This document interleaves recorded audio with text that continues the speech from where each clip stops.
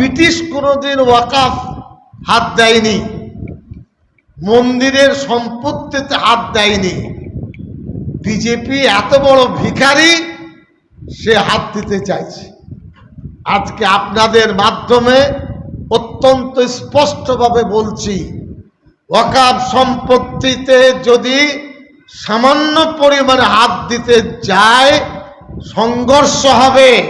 মুসলমান জান দিয়ে লড়াই করবে ইনশাআল্লাহ। এটা আমাদের পৈতৃক সম্পত্তি। তুমি কে? অনেক খেয়েছ, লজ্জা হয় না?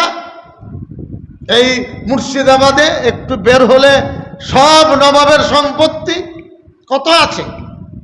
পশ্চিম বাংলায় যে রিপোর্ট আমরা পেয়েছি 34,000 ওয়াকাফ সম্পত্তি, পরে সেটা শুনলাম